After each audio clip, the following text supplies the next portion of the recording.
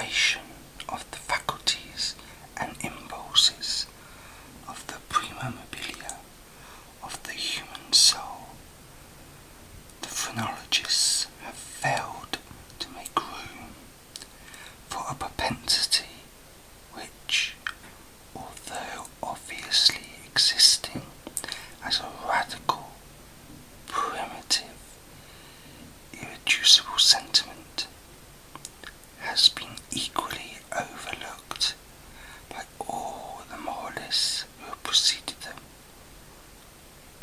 In the pure arrogance of the reason, we have all overlooked it. We have suffered its existence to escape our senses, solely through want of belief, of faith, whether it be faith in revelation or faith in the Kabbalah. The idea of it has never occurred to us, simply because of its supererogation. We saw no need of the impulse for the propensity. We could not perceive its necessity. We could not understand, that is to say, we could not have understood had the notion of this prima mobile been obtruded itself. We could not have understood in what manner it might be made to further the objects of humanity, either temporal or eternal. It cannot be denied that phrenology, and in great measure all metaphysicism, had been concocted a priori. The intellectual or logical man, rather than the understanding or observant man, set himself to imagine designs, to dictate purposes to God. Having thus fathomed to his satisfaction the intentions of Jehovah, out of these intentions he built his innumerable systems of mind. In the matter of phrenology, for example, we first determined, naturally enough, that it was the design of the deity that man should eat. We then assigned to man an organ of alimentiveness, and this organ is the scourge with which the deity compels man, willy-nilly, into eating. Secondly, having settled it to be God's will that man should continue his species, we discovered an organ of amativeness forthwith, and so, with combativeness, with ideality, with causality, with constructiveness, so in short, with every organ, whether representing a propensity, a moral sentiment, or a faculty of the pure intellect, and in these arrangements of the principia of human action, the Spurzheimites, whether right or wrong, in part or upon the whole, had but followed in principle the footsteps of their predecessors, deducing and establishing everything from the preconceived destiny of man, and upon the ground of the objects of his Creator.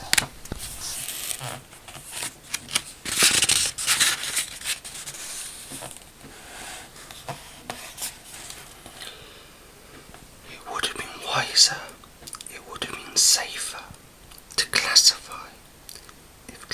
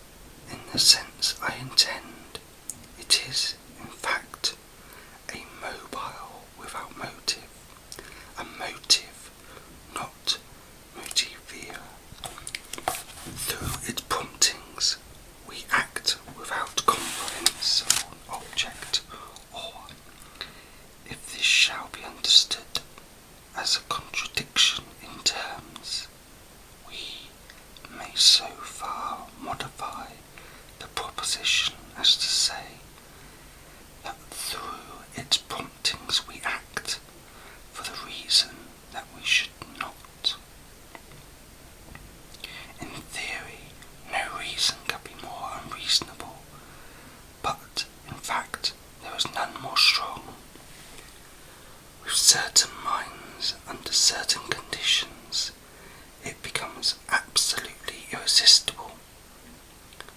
I am not more certain that I breathe than that the assurance of the wrong or error of any action is often the one unconquerable force which impels us, and alone impels us to its prosecution.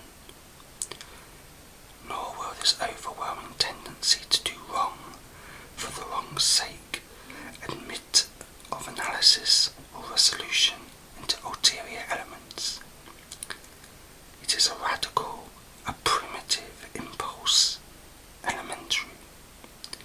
It will be said, I am aware, that when we persist in acts because we feel we should not persist in them, our conduct is but a modification of that which ordinarily springs from the combativeness of phrenology. But a glance will show the fallacy of this idea. The phrenological combativeness has for its essence the necessity of self-defence. It is our safeguard against injury. Its principle regards our well-being, and thus the desire to be well is excited simultaneously with its development.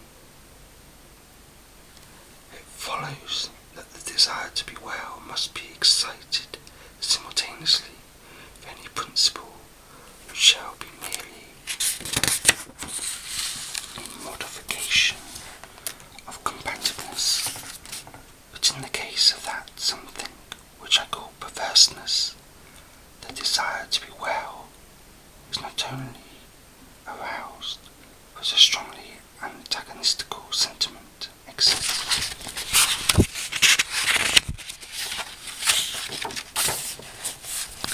An appeal to one's own heart is, after all, the best reply to the sophistry just noticed.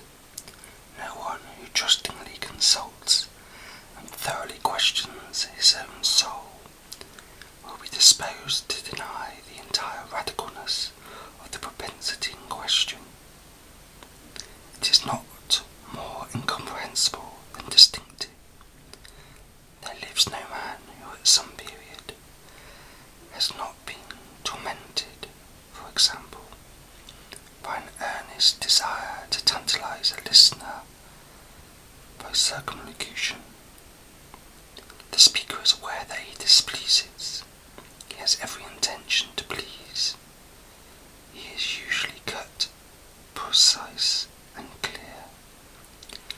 The most laconic and luminous language is struggling for utterance upon his tongue. It is only with difficulty that he restrains himself from giving it flow. He dreads and deprecates the anger of him whom he addresses. Yet the fault strikes him that by certain involutions and parentheses this anger may be engendered. That single thought is enough. The impulse increases to a wish, the wish to a desire, the desire to an uncontrollable longing, and the longing to the deep regret and mortification of the speaker, and in defiance of all consequences, is indulged. We have a task before us which must be speedily performed. We know that it will be ruinous to make delay. The most important crisis of our life calls, trumpet-tongued, for immediate energy and action. We glow, we are consumed with eagerness to commence the work, with the anticipation of whose glorious result our whole souls are on fire. It must, it shall be undertaken today, and yet we put it off until tomorrow. And why?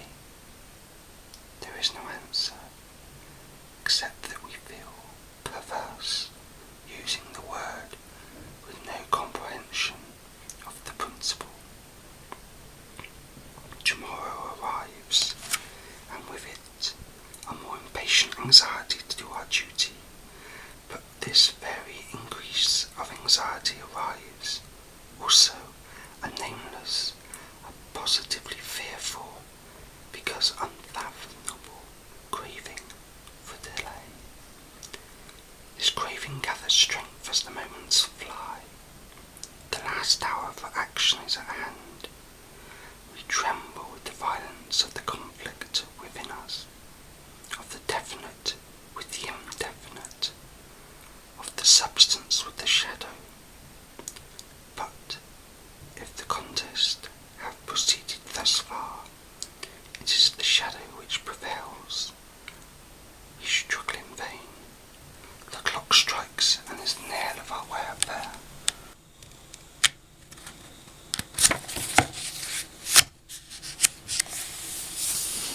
And at the same time, it is the chanticleer note to the ghost that has so long overawed us. It flies, it disappears, we are free. The old energy returns. We will labour now. Alas, it is too late. We stand upon the brink of a precipice. We peer into the abyss. We grow sick and dizzy. Our first impulse is to shrink from the danger. Unaccountably we remain.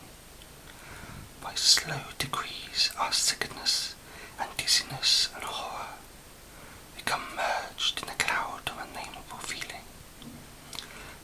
By graduation still more imperceptible, this cloud assumes shape, as did the vapour from the bottle after which arose the genius in the Arabian Nights.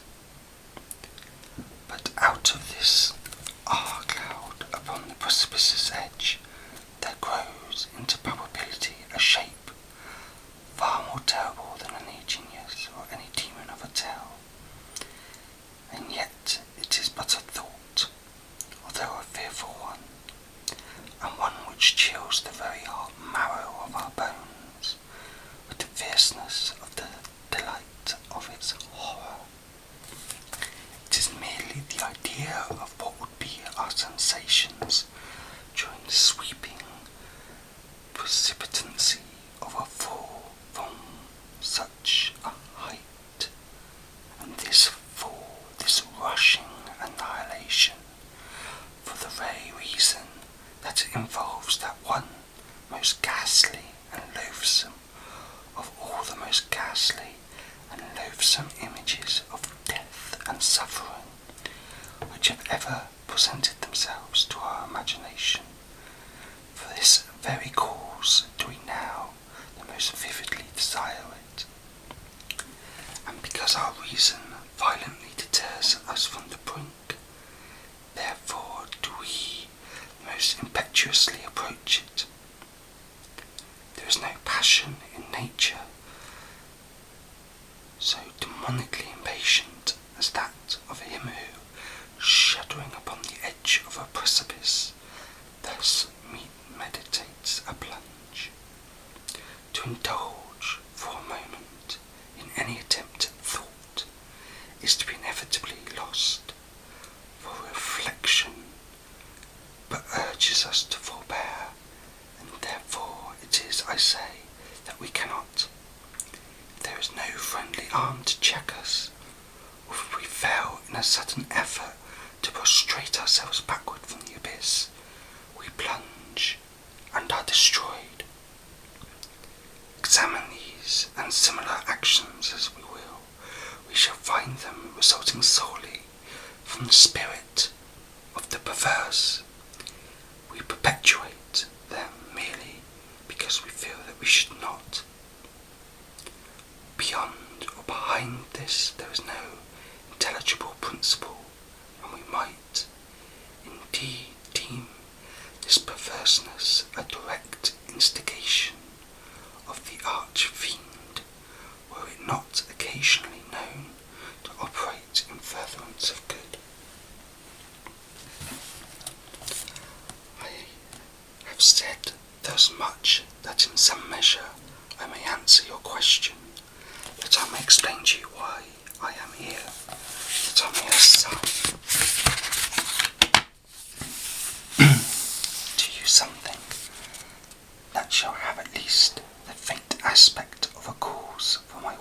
prolix fetters for my tenanting this cell of the condemned.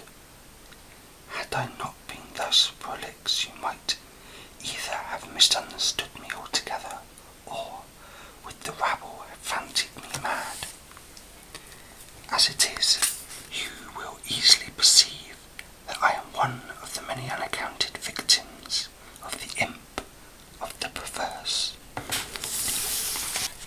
It is impossible that any deed could have been wrought with a more thorough deliberation.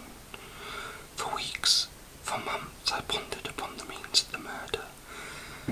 I rejected 1,000 schemes because their accomplishment involved a chance of detection.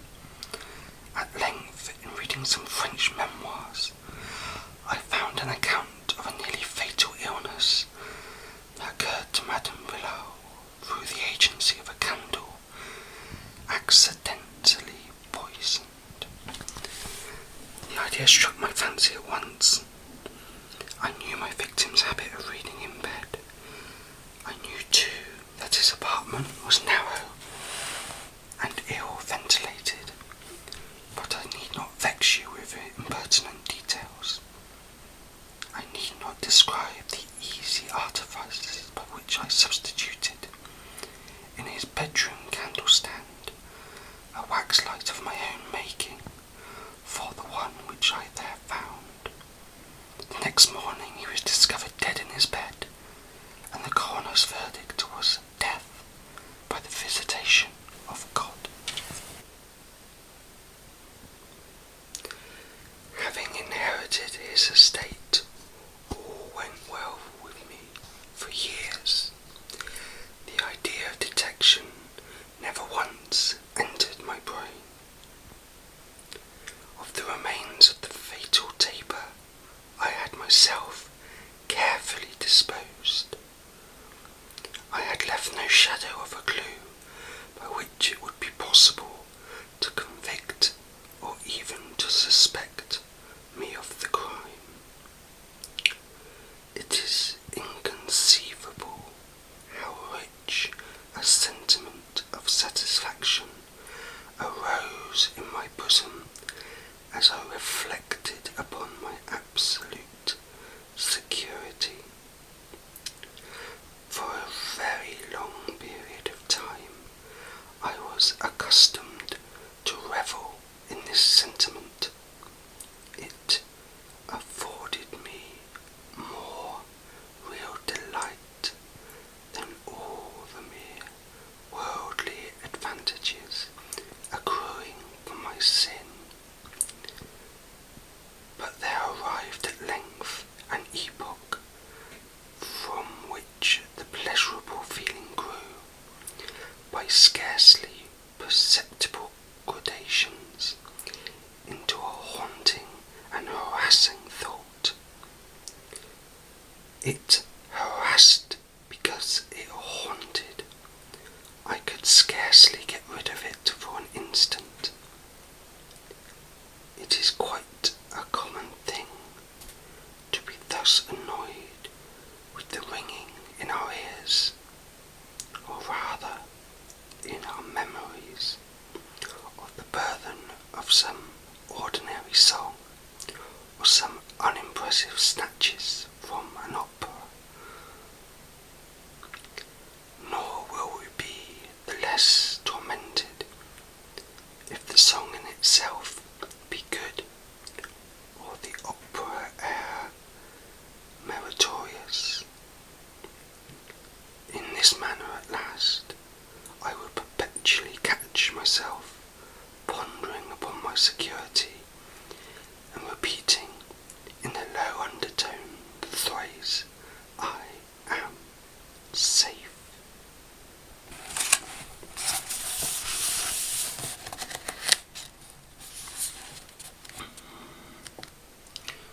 One day, while sauntering along the streets, I arrested myself in the act of murmuring, half aloud, these customary syllables.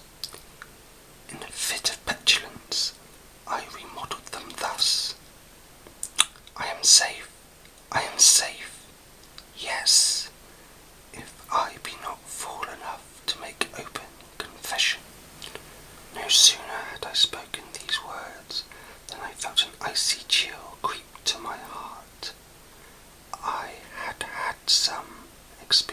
moments in these fits of perversity, whose nature I have been at some trouble to explain, and I remembered well that in no instance I had successfully resisted these attacks. And now my own casual self-suggestion that I might possibly be fool enough to confess the murder of which I had been guilty confronted me as if the very ghost of him who I had murdered and beckoned me on to death. At first I made an effort to shake off this nightmare of the soul. I walked vigorously, faster, still faster. At length I ran. I felt a maddening desire to shriek aloud. Every succeeding wave of thought overwhelmed me with new terror, for alas, I well, too well, understood that to think in my situation was to be lost. I still quickened my pace. I bounded like a madman through the crowded thoroughfares. At length the populace took the alarm and pursued me. I felt then the consummation of my fate. Could I have torn out my tongue, I would have done it, but a rough voice resounded in my ears. A rougher grasp seized me by the shoulder. I turned. I gasped for breath. For a moment I experienced all the pangs of suffocation. I became blind and deaf and giddy, and then some invisible fiend, I thought, struck me with his broad palm upon the back. The long-imprisoned secret burst forth from my soul.